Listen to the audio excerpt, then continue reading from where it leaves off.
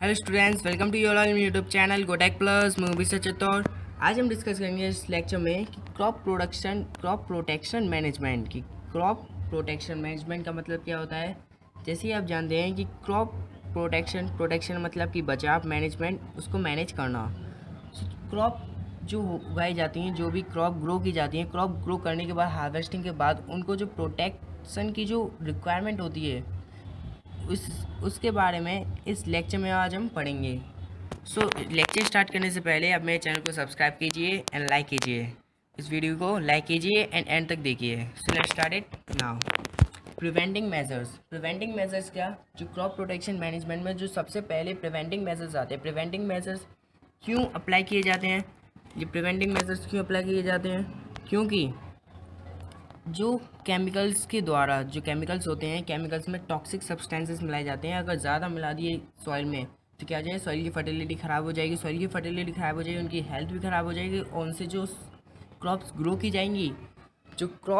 की जाएंगी वो भी कैसी होंगी, टॉक्सिक सब्सटेंस है और इनऑर्गेनिक मटेरियल होगा। उनमें इनऑर्गेनिक मटेरियल होगा तो वो हमारे बॉडी के लिए और हमारे लिए भी कैसी होंगी, हार्मफुल होंगी। हार्मफुल होने के बाद हमें कुछ भी हो सकता है, हार्मफुलनेस। सो प्रिवेंटिव मेजर्स एडप्ट किए गए साइंटिस्टों के द्वारा। इन्होंने कहा, ये तो फार्मर्स के द्वारा ही एडप्ट किए गए थे। इसमें क्या था कि उन्होंने ऐसे ऐसे मेथड्स यूज़ किए जिससे उनके जो टॉक्सिक सब्सटेंसेस का एडमेंट जो ऐड हो, टॉक्सिक सब्सटेंस जो केमिकल्स हो वो कम हो उनका। अगर कम होगा तो सॉइल की फर्टिलिटी बनी रहेगी। सॉइल की फर्टिलिटी बनी रहेगी तो क्रॉप प्रोडक्शन सही रहेगा और क्रॉप्स जो ग्रो की जाएंगी हार्वेस्टिंग के बाद, जो हम गेन करने के बाद भी हमारी बॉडी को गेनमेंट ही होगा, हार्मफुलनेस नहीं होगी। So some of the preventing measures are the following.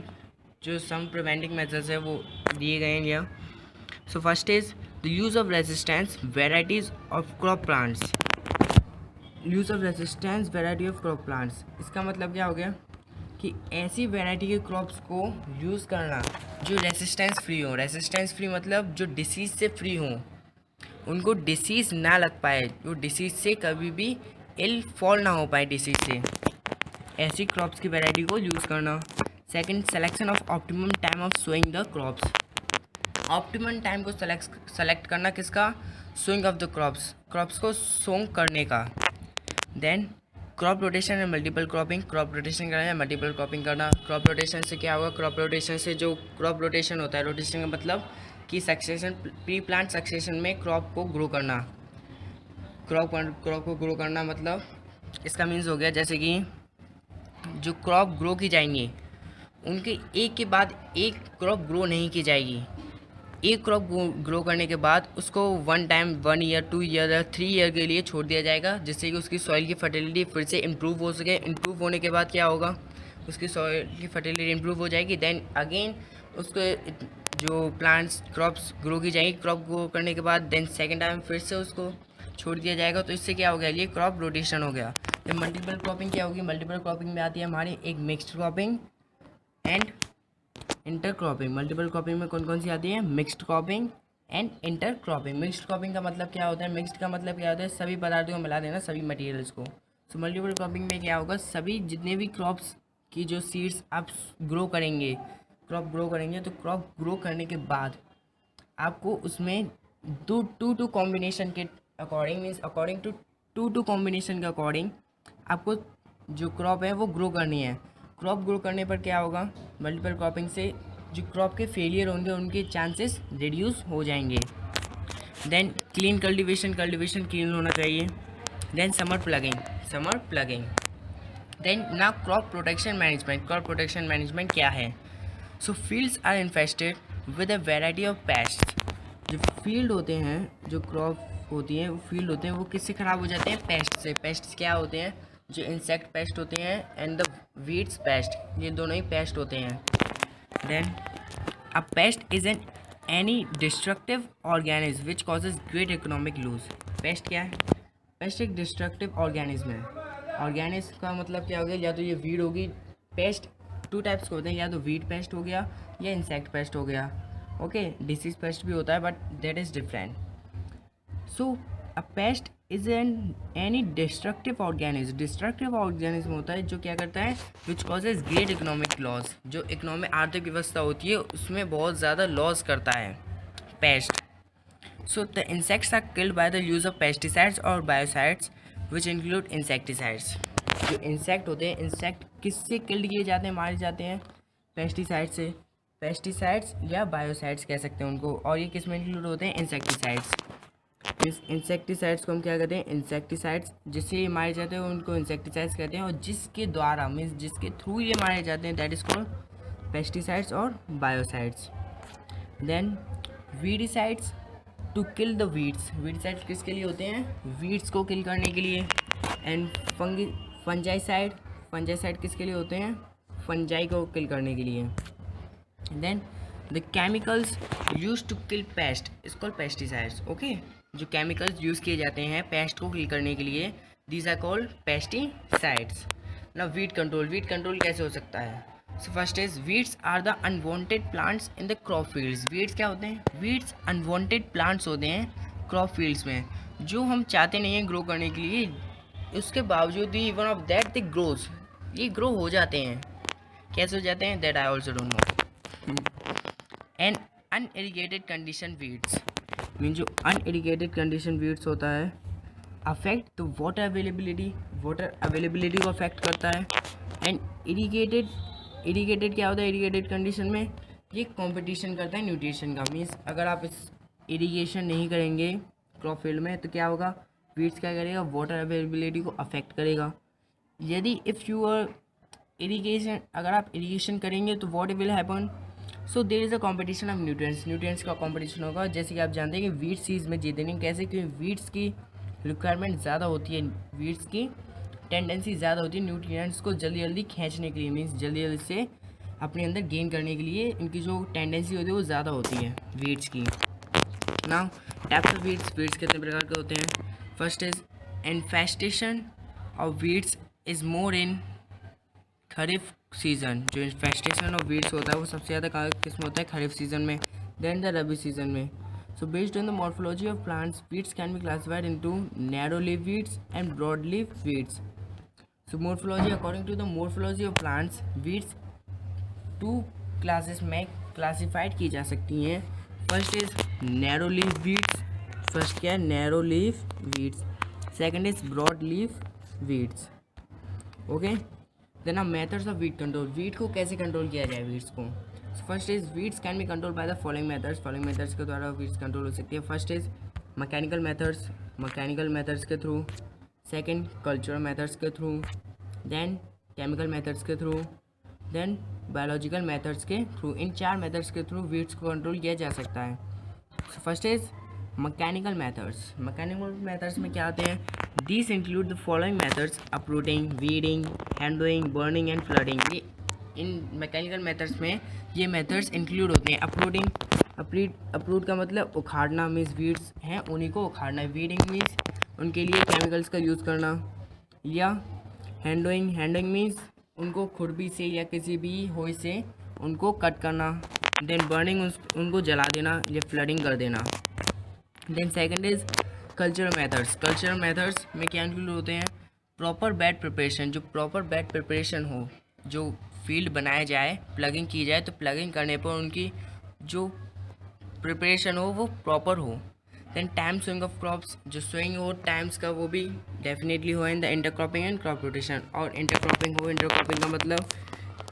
Intercropping का मतलब होता है कि क्रॉप्स को ग्रो करना in the definite row, means mixed cropping. आपने देखी मिक्सड क्रॉपिंग, जो मिक्सड क्रॉपिंग होती है उसमें मिक्सड क्रॉप होती है, क्रॉप्स को ग्रो किया जाता है मिक्स में, या 2 क्रॉप्स, 3 क्रॉप्स, 4 या 5, कितनी भी क्रॉप्स को ग्रो कर सकते हैं आप एक in a single piece of land, एक ही सेम पीस ऑफ लैंड में आप ग्रो कर सकते हैं। बट इंटरक्रॉपिंग क्या है, इंटरक्रॉपिंग एक इम्प्रूव्ड वर्जन है किसका, मिक्सड क्रॉपिंग का।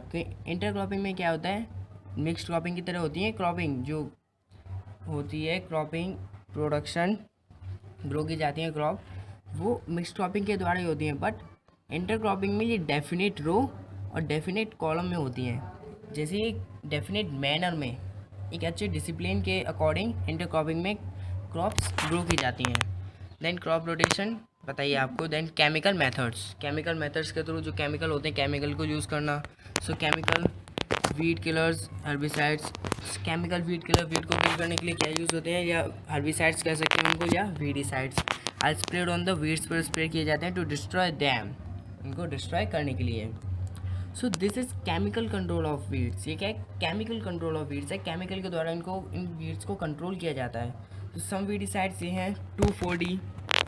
क्या है 2,4-D? डी का मतलब क्या हो गया, डिक्लोरोफेनॉक्सी एसिटिक एसिड। क्या है ये, डिक्लोरोफेनॉक्सी acetic acid.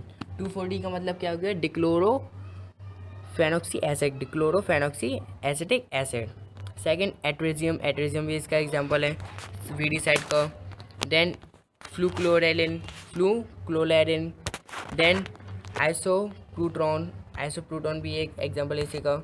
Then second is biological method. Fourth क्या है, बायोलॉजिकल मेथड। बायोलॉजिकल मेथड बहुत ही ईजी मेथड है। That is the deliberate use of some insects or organisms which consume and especially destroy the wheat plants। इसमें क्या होता है biological method में, सम इंसेक्ट्स को यूज़ किया जाता है। इंसेक्ट्स उनको लिया जाता है जो वीड्स को कंज्यूम करें, वीड्स को ईट कर लें या कंज्यूम कर लें। सो उनको क्या किया जाता है, उनको क्रॉप में डाला जाता है। क्रॉप में डालने के बाद वो क्या करती हैं, उनका वर्क क्या है, उनका वर्क ये है कि ऑर्गेनिक जितने भी वीड्स हैं उनको कंज्यूम करना, उनको डिस्ट्रॉय कर देना। तो वीड्स को डिस्ट्रॉय कर देंगे तो क्या होगा, वीडसाइड्स ख़त्म हो जाएंगी वीड्स, और क्रॉप प्रोडक्शन कोई भी हार्मनेस नहीं होगी क्रॉप प्रोडक्शन को। So the best Indian example is eradication of prickly pear cactus by using cochineal insects। क्या होता है cochineal insects का यूज़ करना, इरेडिकेशन करना of prickly pear cactus by using the cochineal insects को यूज़ करना है बायोलॉजिकल मेथड्स में। देन ना effects of weeds on crop plants. Weeds का इफेक्ट क्या है क्रॉप प्लांट्स में, करते क्या है ये क्रॉप प्लांट्स में, let's study about it now. So weeds are compete with the crops of nutrients, sunlight, water and space. Weeds are more efficiently than crop plants. They grow quickly, absorb more nutrients and water than crops. Weeds क्या करती हैं, weeds ज़्यादा से ज़्यादा efficiently होती हैं। Efficient means इनको जो वर्क करने की जो एफिशिएंट होती है, जो टेंडेंसी होती है वो ज़्यादा होती है क्रॉप प्लांट्स के थ्रू, क्रॉप प्लांट्स के कंपैरिजन में। सो ये क्या करते हैं, ये जल्दी जल्दी ग्रो करते हैं। जल्दी जल्दी ग्रो क्यों करते हैं, क्योंकि इनकी जो टेंडेंसी होती है न्यूट्रिएंट्स को गेन करने के लिए वो ज़्यादा से ज़्यादा होती है, क्रॉप प्लांट से भी ज़्यादा होती है। सो क्रॉप प्लांट से ज़्यादा होती है, न्यूट्रिएंट्स ज़्यादा लेंगे, जो न्यूट्रिएंट्स ज़्यादा लेंगे तो इनकी जो रैपिडली ग्रोथ होगी तो ये क्या करेंगे, क्रॉप प्लांट्स को ग्रो नहीं होने देंगे, उनमें क्या होंगे, डिसऑर्डर्स डेवलप होंगे। So second is some weeds may produce toxic substances. Some weeds क्या करेंगे, टॉक्सिक सब्सटेंसेस प्रोड्यूस करेंगे किसमें, सॉइल में, और सॉइल में टॉक्सिक सब्सटेंसेस प्रोड्यूस करेंगे तो वो क्या करेंगे, क्रॉप भी उस टॉक्सिक सब्सटेंस को अपने इनसाइड में क्या करेंगे, गेन करेंगे। गेन करने के बाद वो टॉक्सिक सब्सटेंस हमारे पास आएंगे। Okay, so during harvesting weeds get mixed with crops produce to downgrade its quality. Harvesting के समय मीन्स कटाई के समय ये करते हैं, वीड्स मिक्सड हो जाती हैं क्रॉप्स के साथ और क्या करते हैं, इनकी क्वालिटी को डिग्रेड कर देते हैं, इनकी क्वालिटी को घटा देते हैं। Then now insect pest control. Weed pest control के बारे में हमने पढ़ लिया, अब हम पढ़ेंगे insect pest control. Insects attack the crop in the following 3 ways. Insect क्या करते हैं, 3 वेज में क्रॉप पर अटैक करते हैं। First is chewing insects. Chewing insects होते हैं जो चबाते हैं। देन सेकेंड इंसेक्ट जो सक करते हैं। इंटरनल फीडर जो प्लांट्स जो क्रॉप के अंदर रहते हैं, इन द स्टेम, रूट में या लीव्स में कहीं पर भी। सो पहले हम पढ़ेंगे च्यूइंग इंसेक्ट्स के बारे में। च्यूइंग इंसेक्ट्स क्या है, तो च्यूइंग इंसेक्ट्स कट रूट। जो च्यूइंग इंसेक्ट्स होते हैं वो क्या करते हैं, रूट को कट करते हैं, स्टेम को कट कर देंगे या लीफ को कट कर देंगे, क्योंकि इनके जो च्यूइंग माउथ्स होते हैं ये ज़्यादा ही शार्प होते हैं। सो इनमें से जो एग्जाम्पल है वो हैं लोकस्ट एग्जाम्पल है, ग्रासहॉपर्स एंड कैटरपिलर एंड ग्रब्स। ये जो हेरोग्लाइफस क्या है, इसका साइंटिफिक नेम है ग्रासहॉपर्स का साइंटिफिक नेम क्या है, हेरोग्लाइफस। साइंटिफिक नेम क्या है ग्रासहॉपर का, hieroglyphus. Second is sucking insects. Sucking के नाम से पता पड़ा, सक मीन्स सक करना, चूसना। Then the sucking insects suck the cell sap from the various plants. Sucking insects क्या करते हैं, प्लांट्स में से जो सेल शेप होता है, सेल शेप किस में होता है, वैक्यूल में, सेल के वैक्यूम में जो जितना भी मटेरियल होता है उसको क्या करते हैं, सक कर लेते हैं। सक करने के बाद क्या होता है, उनमें से मटेरियल जो भी होता है स्टोर, वो क्या होता है, फिनिश हो जाता है, ख़त्म हो जाता है। देन इनके जो एग्जांपल है, एफिड्स, लीफ ओपर्स हो, एफिड्स हो, लीफ ओपर्स हो, then plant bugs. Okay, then third is internal feeders. Internal feeders का मतलब जो भी अंदर के फीडर्स होते हैं, अंदर रहते हैं, अंदर ही प्लांट्स के अंदर ही अंदर लिव करते हैं, inside of the plant parts. So internal feeders क्या है, internal feeders live inside the plant parts. ये करते हैं प्लांट के पार्ट के इनसाइड मीन्स अंदर रहते हैं। अंदर रहने के बाद इन्हें क्या कहते हैं, दे आर कॉल्ड बोरर्स। क्या कहलाते हैं ये, borers. When they live in the twigs और रूट्स एज sugarcane borers, जब ये twigs और रूट्स एज अ sugarcane की तरह रहते हैं, so pod borers makes hole in the pods of chickpea. जो पोर्ट बोरर्स होते हैं वो क्या करते हैं, चिकन के पी में क्या करते हैं, होल बनाते हैं। क्या बनाते हैं, होल। और दे आर कॉल्ड वीविल्स। क्या कहलाते हैं ये, वीविल्स। सो इनमें जो grubs termites attack the root zone of the crop, क्या करते हैं, रूट की जोन पर, क्रॉप की रूट जोन पर अटैक करते हैं। Then reach to the aerial parts of the causing great damage, यानी ग्रेट डैमेज पहुंचाते हैं in the aerial parts of the plant. ना infestation of insect pest. Insect pest का इन्फेस्टेशन करना मीन्स रोकना उनको। कैसे रोक सकते हैं, फर्स्ट मेथड क्या है, root cutting types of insects are control by mixing insecticide in the soil. जो रूट कटिंग होते हैं, जो कटिंग एनिमल्स होते हैं, उनको कैसे रोका जा सकता है, उनको कंट्रोल कैसे किया जा सकता है, by adding the insecticide. Insecticide को ऐड करने में, इंसेक्टिसाइड का नेम क्या है, क्लोरोफाइरिफोस। क्लोरोफाइरिफोस को सॉइल में ऐड करने से क्या होगा, उनमें जो इंसेक्ट्स होते हैं, जितने भी रूट कटिंग इंसेक्ट्स होते हैं, वो किल हो जाएंगे, मीन्स मर जाएंगे। Then stem and leaf cutting and boring types of insects are controlled by dusting the insecticide. Insecticides को मिलाने से जो स्टेम कटिंग होते हैं, जो लीफ कटिंग एनिमल्स होते हैं, वो बोरिंग एनिमल्स होते हैं, उनके लिए इंसेक्टिसाइड्स मिलाया जाता है, जिसका नेम है मेलाथियोन, लिंडेन, थियोडन। मेलाथियोन, लिंडेन, थियोडन।